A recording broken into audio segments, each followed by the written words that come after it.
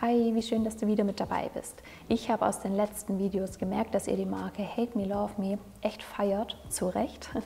Ich habe vor allem immer den Suicide Blonde mit dabei gehabt, weil ich finde, das ist wirklich ein ganz toller weiblicher Duft. Und ich dachte, ich nehme das zum Anlass und stelle euch auch gerne mal die anderen Düfte vor von der Marke, denn die sind nicht weniger gut wie der Suicide Blonde. Die Marke an sich ist super jung, modern, sehr neumodisch und hat ein ganz tolles Konzept. Und zwar lebt die Marke allgemein so von Gegensätzen. Also das wird ja auch schon in dem Markennamen irgendwie klar. Und die Gründer der Marke sagen eben, dass die Düfte von diesen Gegensätzen leben. Sie entführen in eine sinnliche Welt. Sie sagen, sie haben quasi Sex abgefüllt in Flakons, das heißt, die Düfte sind schon eher verführerisch, haben echt eine Portion Sexappeal, sind anziehend und ich finde, die sind allesamt wirklich toll zu tragen und sehr einzigartig. Ich hatte den Suicide Blonde ja schon in mehreren Videos mit dabei. Ich habe nochmal einen weiteren femininen Duft dabei, aber auch zwei eher maskulinere Düfte, sodass ich hoffe, dass für jeden von euch was Passendes mit dabei ist. Der erste Duft, den ich dabei habe, ist der Suicide Blonde, den ich auch schon in anderen Videos tatsächlich dabei hatte. Warum habe ich den so oft dabei? Weil ich ihn einfach so toll finde. Der ist so sexy und ich habe mich riesig gefreut, dass einige von euch drunter geschrien haben, dass sie den Duft auch ausprobiert haben und genauso begeistert sind wie ich. Der ist einfach toll. Bevor wir aber gemeinsam riechen, lasst uns mal ganz kurz den Flakon anschauen. Ich finde, schon allein von der Farbe schreit dieser Duft wirklich, boah, ich bin sexy, ich bin da, und das ist er auch. Die Düfte allgemein von Hate Me, Love Me sind hier in einem minimalistischen Design gehalten. Jetzt hier die Farbe von dem Parfum ist natürlich so ein krasser Kontrast, aber ansonsten sind die wirklich in so einem sehr schlichten Flakon gehalten, sind alle transparent und einheitlich. Sehr minimalistisch eben, aber trotzdem schön und wertig. Lasst uns mal gemeinsam an dem Suicide Blonde riechen. Ich muss mich schon auf was gefasst machen, weil ich finde den einfach so schön.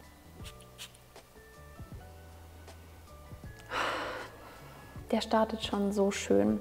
Also wir haben hier von Beginn an was ein bisschen Fruchtiges. Wir haben hier eine schöne Bitterorange nochmal mit drin. Das gibt das Fruchtige rein. Das gibt aber so eine gewisse herbe Note auch nochmal mit rein. Der startet aber auf jeden Fall auch süß schon. Ne? Also wir haben dieses Fruchtige, wir haben dieses Süße und im Duftverlauf kommt da eine ganz tolle Pfingstrose nochmal mit rein. Also wir kriegen hier auch eine blumige Süße mit rein. Und was das Besondere an diesem Duft ist, ist, dass der schon von Anfang an echt präsent ist. Das ist auf jeden Fall ein Duft, der wird auch in der Duftentwicklung, sage ich mal, präsent bleiben. Das Besondere daran ist aber trotzdem, dass der abrundet. Wir haben hier Kaschmeran drin, der wird so ein bisschen cremig, der legt sich auf die Haut drauf. Das heißt, wir haben hier zwar die Präsenz des Duftes und trotzdem legt er sich so schön lasziv schon fast auf die Haut. Und das finde ich einfach eine wahnsinnig schöne Kombination. Was im Duftverlauf eben neben diesem Kaschmeran, diesem cremigen rauskommt, ist eine schöne Vanille. Rundet den Duft sehr schön ab, gibt einen kleinen gourmandigen Touch mit rein. Und ich wurde in einem der letzten Videos bzw. in den Kommentaren gefragt, ob das denn so ein Sommerduft wäre. Und ich muss sagen, es ist jetzt kein klassischer Sommerduft. Also wenn du den abends trägst, wenn es schon so ein bisschen kälter geworden ist, dann finde ich, passt der echt toll. Der passt aber auch auf jeden Fall im Frühling, in die kälteren Jahreszeiten. Aber für mich persönlich wäre der jetzt zu intensiv für einen 30-Grad-Tag im Sommer, um den tagsüber zu tragen. Für abends wiederum, wenn man sich dann auch so ein bisschen freizügiger gekleidet hat vielleicht, schöne Shorts anhat und so weiter, dann finde ich, passt der schon wieder ganz gut dazu. Was ich auch total spannend fand, war, dass eine der Zuschauerinnen gesagt hat, dass der Duft sie an Aperol erinnert. Das finde ich eine wahnsinnig spannende Assoziation tatsächlich. Rieche ich nicht 1:1 raus, aber ich kann total verstehen, wo es herkommt, weil auch Aperol ist, schon allein von der Farbe passt. Aperol ist schön süß, ist aber auch bitter und so ein bisschen herb. Und das spiegelt der Duft schon auch so ein bisschen, finde ich, wider. Also das ist ein auf jeden Fall sexy Duft. Ich finde, das Konzept der Marke ist hier definitiv aufgegangen. Der ist anziehend, der ist verführerisch, ohne dass er in your face schreit, ich bin sexy. Also er ist einfach lasziv, legt sich schön auf die Haut. Der Suicide Blonde ist wirklich so ein Liebling von mir geworden. Ich habe den da letzt auch erst getragen und habe wirklich Komplimente dafür bekommen, weil er einfach auch besonders ist. Also ich kenne keinen vergleichbaren Duft tatsächlich. Der ist für mich sehr einzigartig und wirklich sehr feminin und sehr sexy. Der nächste Duft, den ich dabei habe, ist der Urban Legend und geht in eine etwas maskulinere Richtung auf jeden Fall und ist aber auf jeden Fall auch ein Duft, der sexy ist und irgendwo auch anziehend. Auch hier in einem schönen, sehr minimalistischen Flakon eben gehalten. Ja, lasst uns mal hier gemeinsam riechen. Geht in eine etwas holzige, würzige Richtung. Ja, startet schön frisch, finde ich. Wir haben hier was leicht Fruchtiges mit drin. Wir haben hier eine Mandarine, gibt einfach so einen schönen frischen Kick irgendwie am Anfang. Aber schon zu Beginn kommen auf jeden Fall so holzige, würzige Noten nochmal mit raus. Und ich finde gerade diese Kombination aus diesem leicht fruchtigen und eben diesem holzigen wirklich, wirklich schön. Das wird sich im Duftverlauf auch auf jeden Fall in die Richtung weiterentwickeln. Nachdem eben Mandarine und auch der Apfel eben so einen fruchtigen Start hingelegt hat und so eine gewisse Frische mit reingibt, noch gepaart mit diesen Hölzern und dieser würzigen Note, kommt im Duftverlauf eine schöne, zarte Note mit rein durch die Veilchen. Und Moschus und Amber gibt einfach so eine schöne Volle nochmal in diesen Duft mit rein.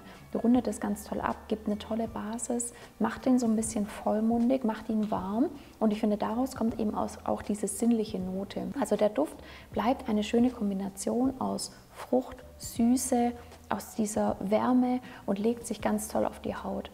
Also auch hier ist für mich definitiv diese Sinnlichkeit und diese Sexiness gegeben. Ich finde, das ist auch ein Duft, den kann man wahnsinnig unkompliziert tragen.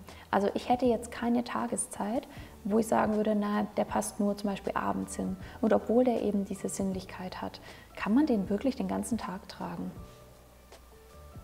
Schön, schöne Kombination, wirklich. Einzigartig, ganz toll. Und was ich auch total schön an dem Duft finde, ist, dass wir so einen kleinen orientalischen Touch drin haben, eben durch diese Gewürze oder durch diese würzige Note, die da auf jeden Fall mit rauskommt. Der ist schon extravagant, der ist besonders, der ist sinnlich, der ist sexy. Also lohnt sich auf jeden Fall, den Duft auszuprobieren. Next one, den ich dabei habe, ist der Feel Good Lie und das ist auch ein Duft, der eher für Frauen geeignet ist. Der geht in eine feminine Richtung und das ist auf jeden Fall auch ein fruchtig süßer Duft. Ja, man könnte jetzt sagen, ja, auch der Suicide Blonde geht doch in so eine fruchtig süße Richtung. Das stimmt, aber dem Feel Good Lie fehlt einfach diese Cremigkeit, die der Suicide Blonde hat. Also der Suicide Blonde ist auch fruchtig süß, aber eher ein bisschen gourmandig, geht in so eine cremige Richtung und der Feel Good Lie ist schon eher ein etwas frischerer Duft. Aber lasst uns da auch mal gemeinsam dran riechen. Ja, zu Beginn schon frisch, sehr viel leichter als der Suicide Blonde. Fruchtige Noten mit drin. Wir haben hier eine schöne Beere mit drin, schöne rote Früchte. Also der Start ist schon komplett anders. Man merkt schon, der wird nicht diese Tiefe entwickeln, wie es vielleicht der Suicide Blonde hat. Ist ein bisschen dezenter. Ja, und geht einfach auch in eine andere Richtung. Was total schön ist, dass am Anfang eben zu dieser fruchtigen Note ein schöner Pfeffer rauskommt. Also ich finde, das ist immer so ein bisschen prickelnd, das zieht so ein kleines bisschen in der Nase, ohne unangenehm zu sein, aber macht so einen schönen Effekt. Im Duftverlauf wird der Duft auf jeden Fall ein bisschen weicher, bekommt leichte blumige Nuancen nochmal mit rein. Und was total spannend ist, ist, dass eben dieses Fruchtige auf jeden Fall bestehen bleibt. Wir haben ja auch Pfirsich mit drin. Ich rieche den Pfirsich jetzt ehrlich gesagt nicht 1:1 raus. Der gibt aber wirklich eine schöne Fruchtigkeit mit rein. Und wir haben hier aber auch Patchouli mit drin. Und ich habe mich die ganze Zeit gefragt, naja, was ist es, was den Duft so schön fruchtig, süß, aber so ein bisschen bitter für mich gefühlt macht. Und ich glaube, das ist eben diese erdige Note aus der Patchouli. Das ist eine total interessante Kombination. Ja, wirklich schön. Und da sage ich jetzt aber auch dazu, der Duft wird einfach so ein bisschen hautnah. Also während der Suicide Blonde, aber auch der Urban Legend von der Silage schon echt reinhauen, wird der Feel Good Lie so ein bisschen hautnah. Die Silage nimmt ein bisschen ab, aber die Haltbarkeit ist trotzdem wahnsinnig hoch. Also obwohl der Duft eben hautnah wird, wird der auf jeden Fall den ganzen Tag wahrgenommen. Eben halt, wenn man ein bisschen näher mit Menschen zusammenkommt. Ich finde, das ist auch ein Duft, der wahnsinnig unkompliziert zu tragen ist. Zu jedem Anlass, jetzt auch perfekt Frühlings-Sommerduft, eben weil er diese fruchtige, frische Leichtigkeit so ein bisschen auch mit drin hat, passt perfekt auch eben jetzt in die wärmeren Jahreszeiten. In der Duftentwicklung tut sich bei dem Duft einfach sehr viel. Also ich finde immer, wenn man da stundenweise oder auch halbstundenweise auf der Haut riecht, riecht der Duft so ein bisschen anders. Der entwickelt sich sehr, sehr komplex, also da tut sich sehr viel. Der ist aber auf jeden Fall auch sexy und auch irgendwie verführerisch und der hat eben ja was Prickelndes, was Anziehendes. Ich finde es wahnsinnig schön, wie die Marke wirklich diesen Sexappeal, den sie rüberbringen wollen, in ganz unterschiedlichen Übersetzungen in den Düften verpackt. Also Hut ab, ich finde diese Düfte, die wir bisher gerochen haben, und kleiner Spoiler, auch der letzte Duft ist echt cool, ist einfach wahnsinnig schön interpretiert und umgesetzt und trotzdem schaffen sie es einfach für jeden Duftgeschmack was reinzubringen. Also ich habe immer mit so sexy Düften eben so sehr, sehr intensive Düfte verbunden und das ist wirklich ein guter Beweis. Also der Feel Good Lie ist einfach ein perfekter Beweis dafür, dass Sexiness auch mit etwas frischeren, fruchtigeren Düften auf jeden Fall gegeben werden kann. Lasst uns zum letzten Duft der Marke kommen und zwar ist das der Guilty Pleasure, auch eher ein maskulinerer Duft.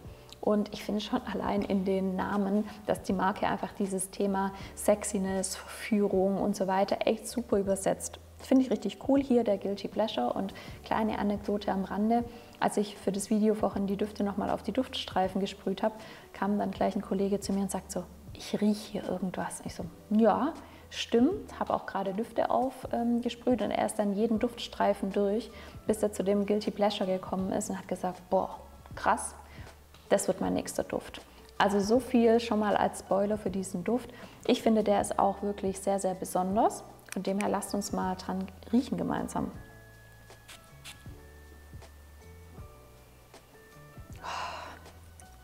Der hat einen schönen, schönen zitrischen Start. Wir haben hier eine schöne Bergamotte mit drin, was aber am Anfang auch rauskommt, ist eine schöne Fruchtigkeit durch eine Ananas. Finde ich echt spannend. Ich kenne nicht viele Düfte, die eine Ananas mit drin haben. Und auch hier muss ich sagen, ich rieche jetzt die Ananas nicht 1:1 durch, ne? Gibt aber eben eine fruchtige Note rein, kleine Süße auch vom Start an und der hat auf jeden Fall auch einen etwas frischeren, fruchtigeren Start. Was total schön ist bei dem Duft ist, dass wir auch von Beginn eine kleine Würzigkeit drin haben. Wir haben Kardamom mit drin zum Beispiel und das ist wirklich sehr, sehr schön. Im Verlauf kommen auch hier kleine blumige Noten mit rein. Aber was wirklich überzeugt ist, diese Gewürzigkeit aus Muskat und eben diese holzige Note. Wir haben hier Sandelholz und Zedernholz nochmal mit drin. Ist eine tolle Kombination, diese Frische aus dem Duft, dann unterlegt mit diesen schönen holzigen Noten. Ist wirklich eine tolle Kombination. Frisch, fruchtig, holzig, würzig. Was will man da schon sagen? Ambroxan rundet den Duft dann wirklich nochmal schön ab. Gibt eben dieses Vollmundige nochmal mit rein, gibt eben die Gewährleistung, dass der Duft sich schön auf die Haut auch nochmal mit drauflegt. Und ich muss wirklich sagen, es gibt nicht viele frische Düfte, wo ich sagen würde, boah, die bringen Sexappeal mit. Ich muss sagen, Guilty Pleasure wird seinem Namen wirklich gerecht. Also das ist ein frischer Duft, der wirklich eine gewisse Portion Sexiness mit reingibt. Und kennst du einen Duft, der das noch kann? Mir fällt spontan keiner ein. Also der Duft kann auf jeden Fall auch ganztägig getragen werden. Ist so ein frischer Duft und ich will jetzt nicht Freshy sagen, weil ich finde, Freshy wirkt schon so ein bisschen Mainstream und der Duft ist alles andere als Mainstream. Ich finde, er ist wirklich besonders und trotzdem sehr, sehr einfach zu tragen. Sowohl an jungen Männern, an etwas älteren Männern. Und das finde ich übrigens bei allen Düften hier sehr besonders. Da gibt es für mich keine Einschränkungen vom Alter her. Egal welches Alter du bist, der Duft wird zu dir passen. Und das finde ich total schön. Weil oftmals hat man ja auch Düfte, wo man sagt, passt eher zu etwas gesetzten, zu etwas älteren Männern und so weiter. Bei dem Duft nicht. Also da würde ich überhaupt keine Einschränkung machen.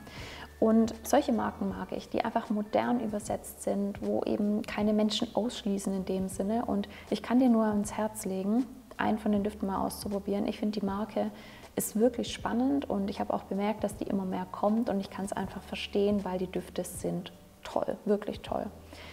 Lass mich gerne mal in den Kommentaren wissen, ob du einen von den Düften vielleicht schon ausprobiert hast oder ob ich dich neugierig machen konnte. Würde mich auf jeden Fall freuen, wenn ich mein Ziel erreicht habe quasi.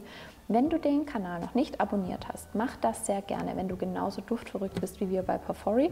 Aktiviere die Glocke, damit du keine neuen Videos verpasst und ich freue mich, wenn du beim nächsten Mal wieder mit dabei bist. Bis dahin, mach's gut. Ciao, ciao.